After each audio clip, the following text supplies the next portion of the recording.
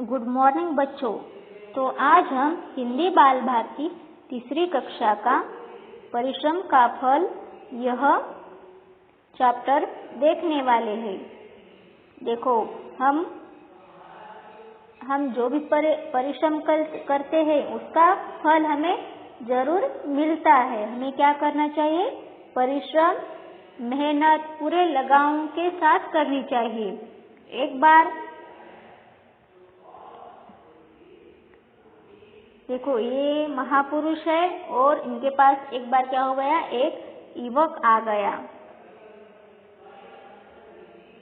एक बार किसी महापुरुष के पास एक युवक आया और बोला, आप मेरी सहायता कीजिए। एक महापुरुष के पास एक तरुण आया और बोला, आप मेरी क्या करिए, मदद कीजिए, मैं बहुत परेशान हूँ। मेरे पास इस समय फूटी कौड़ी भी नहीं है। पुरुष ने उसकी परेशानी सुनने के बाद कहा, मेरा एक दोस्त व्यापारी है, वह इंसानी आंखों को खरीदता है। देखो, महापुरुष ने क्या जवाब दिया कि मेरा एक दोस्त व्यापारी है, वो आंखों को, इंसान की आंखों को खरीदता है। तुम्हारी आंखों के 20,000 तो दे ही देगा। युवक बोला, जी नहीं, मैं अपनी आंखें नहीं बेच सकता। युवक घबरा कर बोला। देखो, महापुरुष ने क्या बताया कि उस युवक को आंखें बेचो, लेकिन युवक तो बहुत घबरा कर बोला, जी नहीं, मैं ऐसा नहीं कर सकता। महापुरुष ने एक बार और प्रयास किया और वह हाथों को भी खरीदता है। तुम्हारे हाथों की कीमत 15,000 रुपए दे देगा। देखो, एक तो आंखें तो लेता ही है, फिर से आपके हाथ भी लेगा और हाथों की कीमत 15,000 रुपए होगी। युवक ने घबराकर इनकार में से सिर हिलाया और बोला, मुझे आपसे यह उम्मीद नहीं थी। देखो, महापुरुष के पास गया, लेकिन महापुरुष ने क्या कहा कि अपने हाथ बेचो, अपने आंख बेचो। देखो, युवक को बुरा लगा। युवक को तो महापुरुष से ऐसी उम्मीद नहीं थी। महापुरुष उसकी नाराज से विचलित हुए बिना बोले, मुझे तुम्हारे परेशानी का एहसास है, इसलिए मैं कहता हूँ तुम्हारे लिए इस तरह का सौदा बहुत अच्छा रहेगा। देखो, तुम तो इस समय बहुत परेशान हो, इसलिए मैं आपको यह सलाह दे रहा हूँ। अगर तुम्हें मालदार बनना है तो 1,00,000 रुपए लेकर पूरा शरीर बेच दो। अगर तुम्हें बहुत ही पैसे लेने हैं तो क्या करो, पूरा शरीर बेचो और 1,00,000 रुपए ले लो। उसकी परेशानियों से हमेशा के लिए मुक्ति मिल जाएगी।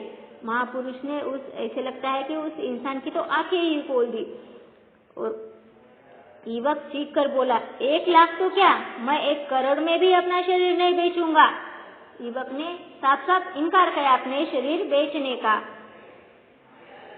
इस पर महापुरुष ने मुस्कुरा कर कहा, जो व्यक्ति अपने शरीर 1 करोड़ में भी नहीं बेच सकता, वह कैसे कह रहा है कि उसके पास कुछ भी नहीं है? यह पूरा शरीर एक खजाना ही है। देखो, वो महापुरुष ने क्या कहा, जो तुम्हारा शरीर है वो भी एक खजाना है। और आप क्यों कहते हो कि तुम्हारे पास इस समय कुछ भी नहीं है? तुम्हारे पास एक अच्छा सा शरीर है, ये भगवान की देन है। देखो, ईमानदारी से मेहनत करो। सोना चांदी तो क्या, सूरज चांद भी तुम्हारे हाथ में आ सकते हैं। महापुरुष ने उस इंसान की आंखें खोल दी। और हमें क्या करना चाहिए? ईमानदार से मेहनत करना चाहिए। मेहनत करने से क्या होता है?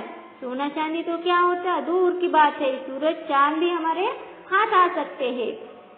अब युवक उनके मंतव्य को समझ गया और बोला, मैं आपका बेहद आभारी हूँ, आपने मेरी आंखें खोल दी। देखो, हम भी ऐसा ही कहते हैं कि मेरे पास ये नहीं है, मुझे बहुत परेशानियां हैं, मैं ये नहीं कर सकता। लेकिन सच तो ये है कि हम कौन सा भी कार्य अगर मेहनत से करें, पूरे लगाव से करो तो कोई भी मुश्किल छोटी पड़ जाती है हमारे मेहनत के आगे। तो इसलिए हमें मेहनत अच्छे से करनी चाहिए और मेहनत का फल हमेशा अच्छा ही होता है। जो हमारे पास है उसकी कदर करना हमें सीखना चाहिए। इस पाठ से हमें यह सीख मिलती है कि परिश्रम का फल हमेशा मीठा ही होता है और मेहनत करने से हमें सब कुछ मिल सकता है। तो इसके बाद हम इस पाठ के शब्दार्थ देखने वाले हैं।